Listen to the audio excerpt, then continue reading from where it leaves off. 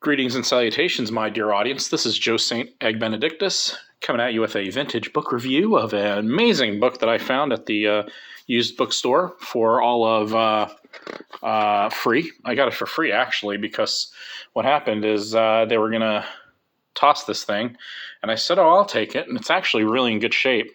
But before we get to it, I want to give a shout out to my pal Mike, to all the visionaries and mystics out there. Thank you for joining me. It's good to spend some time together with you today. I've been so enmeshed in Sunday school lessons and just various videos related to Sunday school writing and then the Bible art stuff that I really hadn't gotten to a lot of book and Bible reviews in the last 3 or 4 months or 2 months. So anyhow, I want to get to you on this amazing Bible handbook for young learners by Michael and Libby Weed. No relation to the drug, I'm sure. The first thing that I realize is that they don't really sell a lot of these books these days, unless they do, and I just don't know. I don't ever recall seeing a book for young people like this when we had a Lifeway bookstore back in Georgia when I lived in Georgia. But when you look at this book, it's basically a Bible handbook, and you even have a little endorsement by Professor William Barclay. And my shadow's getting in there. You have these various sections. Section 1 discusses every book of the Bible topics. Section 2 is a collection of important Bible passages. Section 3 includes maps. And then Section 4 is a Bible dictionary with over 600 entries. And the thing that I was very impressed is that Michael and Libby Weed are husband and wife team, assistant professor for the Institute for Christian Studies in Austin, Texas, at Abilene Christian University. So primarily, I think this is primarily material from coming out of the Presbyterian Church. And when you look at it, it's so much more hearty than a lot of curriculum and stuff you find today. So let's jump into it briefly. Got to get that copyright date and go from there. Sweet Publishing Company, Austin, Texas. All right. 1974. So, and here's your table of contents. You have first impressions. Let's see, getting acquainted with an old friend. Look at this, the languages of the Bible, a word about translation, the Bible in English. So they're really dealing with like very adult topics in a book intended for, I would say, middle school to 9th and 10th grade. I would say, and then important stories, talks about the church,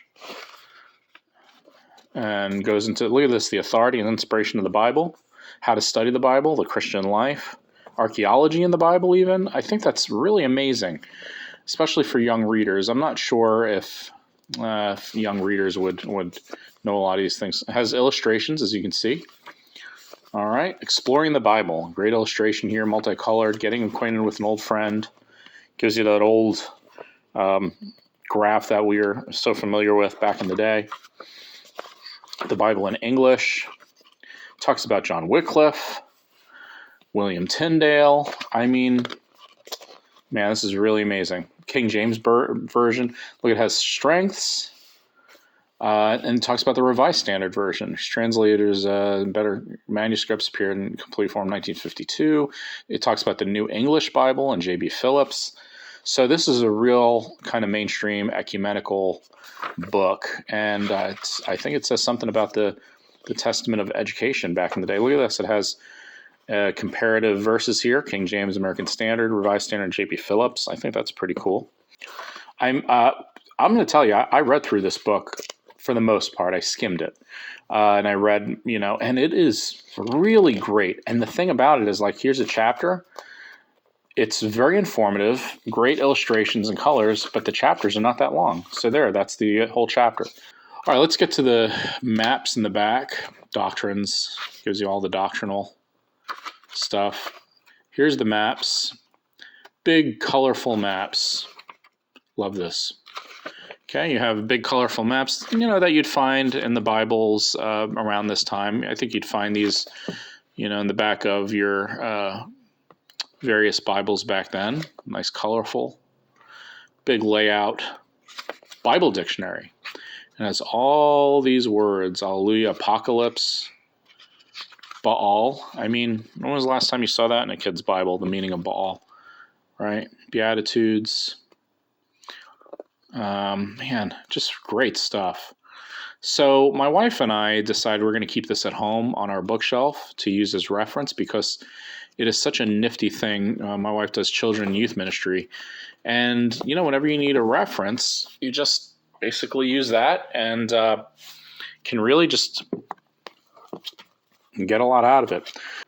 But if you know of any more modern books for children and youth, go ahead and put them in the comments below. I'd love to know if there are any modern or contemporary books or books published in the last, at least, let's say, after 2010 that have been published for this age. Put the title and author.